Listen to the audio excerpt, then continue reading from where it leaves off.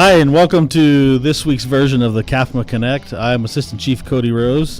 Fire Chief Scott Freitag is out this week. He had surgery this past Tuesday on his back, and that all went well. He's doing very well. He did tell me not long after surgery that he felt immediate relief of the pain that he was having in his back, so that's a good thing. So he's at home recovering from that and hopes to be back next week. We'll see how that all goes, but I'm here today with our Technical Services Division Manager, Jonah Van Tuyl, who normally stands behind the camera, but he's in front of the camera to much of his pleasure this week. So, Jonah, let's talk about some things going on in tech services, and we've had some major updates, major changes this past month, and let's talk about some of those. Okay, can we start with discussing an SOG, Podcast SOG? I told him we were not going to talk about this, but he's really adamant to talk about it. I would really like to see some type of minimum notification requirement that you're going to be on the podcast, as well as some like limit of number of times that you must appear upon the podcast per year. And the only reason he's saying all that is because I called him about, an hour ago and said, hey, we're going to go do the podcast. And then I called Crossman right after that and said, hey, I need you to record the podcast. So Eric Crossman's behind the camera this week while Jonah's in front of the camera. I would just love for him to come, for Chief to come try and grab Chief Fedema and Chief Fedema say, sorry, SOG says you got 24 hours. I can't. We should just make it a policy. Have the board approve it, make it a policy. Then, yeah. Yeah, it's tech services. We've been really busy and migrating, and I'm sure that people are completely done reading my emails. In fact, we did get a group. One of the emails I sent a number of weeks ago, I put a line at the bottom of it that said, if you read this email, send me an email with the subject that says I did it. And I think I got like 13 or 14. Which means only 10% of the agency's even fully reading my emails, so I should just stop sending them anyway. Those 10 are the ones that didn't have any issues when the migration happened. Yeah, they at least knew what was going on. Yeah. So if we back up a number of years, so CAFMA obviously was created from COIFD and Chino Valley Fire, and so when that happened, it was more like COIFD adopted Chino Valley. And depends on who you're talking to. It depends on Chino, from a network. I'm talking Chino about Valley purely from an IT, purely from an IT perspective. So when you went to log in your computer, it said CYFD. Yeah. And Chief Freitag hated that, and so they came to me when I first started. This is 4 years ago, and said we don't want it to say CYFD anymore. And, okay, do you understand how complicated of a process it is? You just go in there and hit delete and then type in CAFMA. That's what my daughter said, and no, it doesn't work like that. So, and then we kind of got halfway down that road, and then I kind of was told some new information, so I kind of blew that whole thing up and started over again. And so then in the middle of all that, last year, there were some major vulnerabilities with the email system that we were using, which was located in our data center, and that just really started making us consider maybe we need to move our email and some of our services off premise into the cloud, which just means someone else's computer. I mean, it still needs a computer to run, obviously. Anyway, and also in the middle of all that, Chief Freitag decided that he really wanted to move to a .gov domain, so move from cazfire.org to a .gov. So those three kind of converged. Any one of those is a beast to undertake. We decided to do all three at the same time, which looking back, I think I would probably do it the same way. I don't think I would change anything. But we know some stuff now that we didn't know before that we may have considered. But so that's kind of what happened. We did an internal domain migration, which just means that now when you log into your computer, it says CAZ Fire instead. Effectively, that's what it means to most people. We also got to clean a lot of stuff out, and our email is now, and some of our services are now off-site, and now when you go to our website, it forwards to cazfire.gov, and all of our emails have changed to .gov as well. We actually lucked out of our domain name. Our domain name was CAZ Fire. The requirement for local governments like ours to have a .gov email is to have the state abbreviation inside of your domain. That's why when Prescott went to .gov, they did prescott-az.gov. Prescott Valley did Prescott Valley-az.gov. We lucked out in that we already had AZ in ours, so we could just do cazfire.gov, and it worked out perfect. So it's good that we didn't do CAFMA.org. If you would have done CAFMA.org, we would have been having to change it. Yeah. So that was a decision that was made and ended up helping in this process. So Good. So other than that, and we also switched to Office 365 at the same time as that, which was another, like he was talking about, another beast to handle. Yeah. So it's there's just a lot to learn, and so in making that migration, it's just working through a lot of those pieces. How do you get the email from one system to the other? How do you keep everything flowing without causing any interruptions? How do people interact with their files and their data now? So we're trying to help people kind of stumble through that a little bit. So far, we haven't had any major problems. Yeah, and what I think some people are seeing at the stations or at their offices is opening up their computer the first time and my stuff's gone. It's not there. We've heard that several times. I heard that several times, and it's a matter of just waiting. Let it upload to your computer. We did run into a couple of issues with some of those processes that worked in our testing, but when we pushed it out organizational wide, some stuff just didn't work, and so that's why we were here. We got it all functioning, and people were calling me panicking. I don't know where my files aren't there. No, they're still here. Like, we got it. Don't worry. We've got it. So so far so good. Everything seems to be operating pretty optimally. And I'll say, while we're here on this, kudos to Jonah and his team for taking this on. This went out on a Friday, on Labor Day weekend, and Jonah and Titus worked through the weekend and came through on Monday, had a couple of things they had to address, and Tuesday wasn't Monday, but it came on a Tuesday, address those. But overall, in 4 days, they made a huge, giant project, worked through, and with very minimal issues compared to some of the other organizations that have went through this recently in the last couple of years that I've talked to some folks that they're still having problems. It's years later, and they're still having problems. So. Well, can I also, obviously, thanks to Titus. Titus was invaluable in this process. We have very complementary skill sets, so it works out really well with a project like this. So there's a lot of stuff that I said, hey, Titus, take this. I need you to figure this out. And he did a great job. But I would like to thank 4 other people, and that is my wife and children. They were extremely supportive during this process. It was not easy. There were moments where I was very frustrated, and they were just so helpful and loving, and thank you, wife and children. Just to be understanding of the project that he was taking on. So, yes, thank you to the family at home. And like Jonah's talking about, we were talking a little bit about this before we came on the air, and he was saying a lot more stuff that encompassed, and I had said, I think we need to dumb it down and just let's make it firefighter version, and this is what happened. And when you turn your computer on, this is why, and all the back stuff. So there's a ton of work that went into this that I've seen Jonah doing and Titus doing that made no sense to me. And when he's talking about it, I'm like, oh my gosh. But this is a huge project that these guys have conquered, and I think did a very, very good job with it. So thank you to Titus and to Jonah for this and everything and again to his family at home and Titus's family at home. Titus has a little baby at home, so to work through the weekend with that, great job.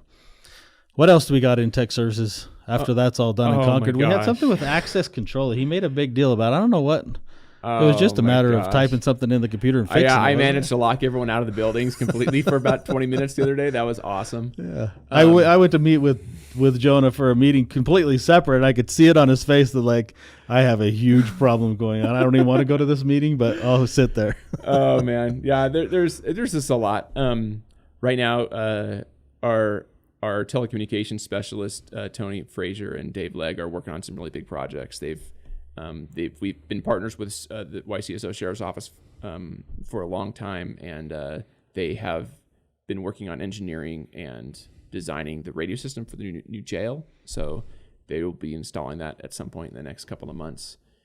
So that's a huge project. Tony is working on a couple of new towers at our one at Station 63 and one at Station 61, which will greatly improve our communications infrastructure as well as our capabilities moving forward into the future. Michael Freeman has been working really hard at a number of projects and helping to improve our statistical understanding of the data, and he also has to deal with last minute requests on a regular basis, which may or may not include the Maps, EMS maybe? chief Yeah. hanging out at his desk for hours at a time.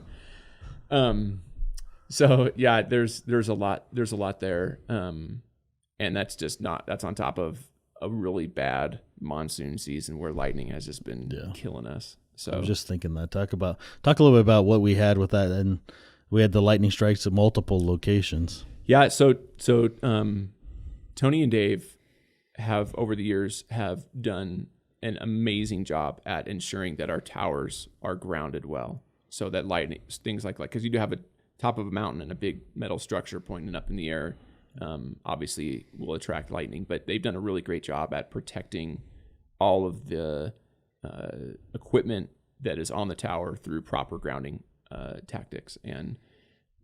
But what happens is there's other things up there too. So as far as we can tell with Glassford, it struck a solar panel and it managed to get its way into the solar system, and it caused some problems there, damaged some other equipment. 58, we're still not really sure what happened there, but it just ripped the network apart from the inside out. That was awesome. And then we had the same thing at 62. It wasn't as bad at 62, but same thing. So monsoon season's almost over. I've never seen it this bad as far as lightning causing damage, but we're considering ways that we can protect the network in new ways that would prevent some of this damage from occurring. But that's why we have insurance, and I'm sending a bunch of stuff over to Chief Tharp right now. So I've been here 21 years, and Jonah and I were talking about this. Like, I can't tell you the last time. I think I only remember one time a station being struck by lightning. It didn't cause that many issues, but we had 3 in a couple months. So he was telling me there's storm comes through and he hears lightning and he wakes up and can't go back to sleep at night. So so that's another one of the things that they're working through.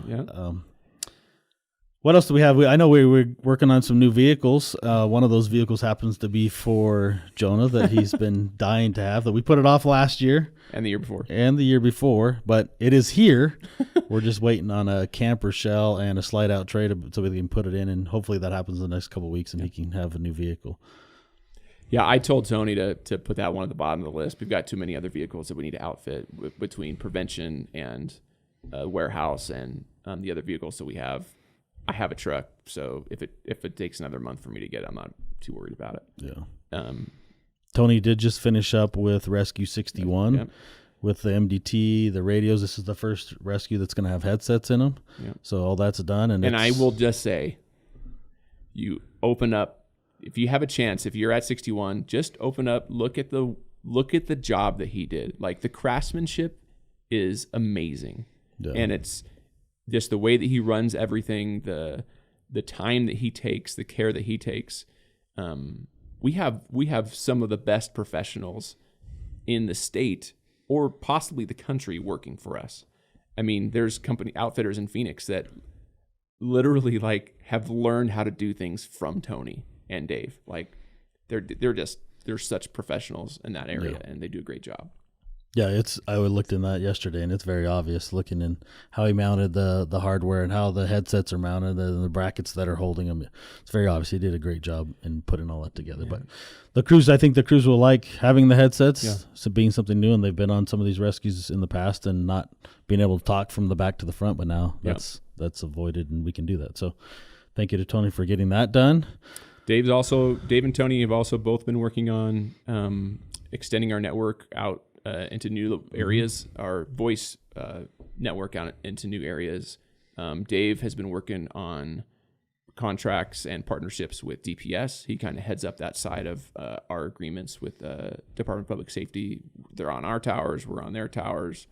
So he's been working on some of those things, and Tony's been working on looking at some other possibly commercial sites for us to get some space on in other areas of the county. So they've got lots of responsibility on their shoulders, and they bear it very well. And in a way that most people probably don't recognize. So yeah, definitely. That's something we've talked about a lot. And one of the other things too, though, just adding on top of that, our coverage within CAFMA's district is very, very good radio wise because of what Tony and Dave have done. But what you're talking about is expanding that, and maybe it's not so much because of CAFMA's district is going to be expanding in the near future, but when we talk about basin coverage and with wildland fires and issues like that within the basin, this is going to greatly increase the coverage when they get all that done. Definitely. Yeah. And it's just going to keep growing. Like that's not changing, you know. So we're trying to think into the future and what that can mean. And there, you know, may be new opportunities within our division to get involved. And so keep your ears and eyes open for those opportunities. That's coming in the very near future. We just recently worked on the strategic plan, and I know Jonah called me and said, I wasn't able to be at that last meeting, but Jonah called me and said, you won't believe how much stuff in the strategic plan directly goes back to tech services, and there's no way that I'm going to be able to get it all done. So I went and looked through some of those, and you're exactly right. With two guys in tech services that work on the computer side of it, two guys can't do what was in there. So we're working on expanding that and making that end product for our users a better product. So. Let's briefly talk about PS Tracks and what that is and what that's going to look like coming out in the next, probably in January, February, sometime in that early springtime. Yeah. So PS Tracks is a platform. I believe that we heard about it first from City of Prescott, if I know, Chief Dura. Yeah. Which just helps centralize a lot of the workflows that we're doing within our daily operations. So specifically warehouse, fleet, facilities, and ops. So I think it's going to make everyone's life a lot easier, from doing truck checks, inventory checks, scheduled maintenance, and ordering, and all that kind of stuff. It is a pretty robust system, and I'm looking forward to seeing what the end product looks like. Also, the PS Tracks team, like, I have worked in IT for a long time, and it is just the stereotypical salesman tactic of over-promising and under-delivering, right? That is just what they do. Yeah. They promise you the world, and when they finally have your money, they just leave you hanging. Yeah. If they do what they say they're going to do, it's going to make our lives a lot better. It's going to mean that a lot of the pressure for keeping that system functional and expanding is on them and not on us. Yeah. So that's really good. But I think it's going to be awesome. I mean, for the guys to take an iPad out and not to have to figure out what they're doing that day. It just, here's your checks you're doing for the day, and everything's there. And you can stop. Oh, this, there's a damage here. Take a picture. Now fleet has it, or facilities has it. It's going to be awesome. Yeah, so, like all those processes for the end user, the guys and gals out at the station. If you're doing a lost damage report, if you're doing your truck check, any of that stuff that you do, instead of, we're trying to go away from the paper and put it into that digital format. But you could even use it on your phone. If you want to use your phone, you open up your phone, log in under your username, and it'll tell you what needs to be done for that day at the station that you're at, and you get those tasks completed. And once you hit complete, it sends it on to the people that need to get it, and you're done. You don't have to do anything from there. So I'm looking forward to it. I think it's going to be a great thing, and I think it's going to improve a lot of our processes that we currently have. And just to get away from that paper, anytime we want to look back, we got to go to a file and find, hey, where's the paper that you had? And having the data available to you in a format that you can search from, that you can report on, that's invaluable. That needs to happen. And and then you can create dashboards and the ability to look at that data in a way that helps, and to get notifications on those things as well. So it definitely is a step in the right direction. Yeah. Well, thank you. Thank you for coming in. Thank you for your attire too. I know you're stressed about your attire, but I'm impressed by your attire today. I would have worn a hat. See, this is the good part about giving Jonah an hour notice. Like, he can't go change anything. He can't think about it. I can't be. This is the Jonah that we see every day. I can't be so vain that I go home and change. He's not even clean shaven. He's nothing, but that's the Jonah that we get to see. So this is the guy that does the work, not the one that was going to be all clean and hairbrushed. And this is the Jonah that we know that does a great job. So, Jonah, thank you. Eric in the back, thank you very much for being here. And to that end, we'll see you guys next week, and maybe you'll have Chief Freitag back. Thank you.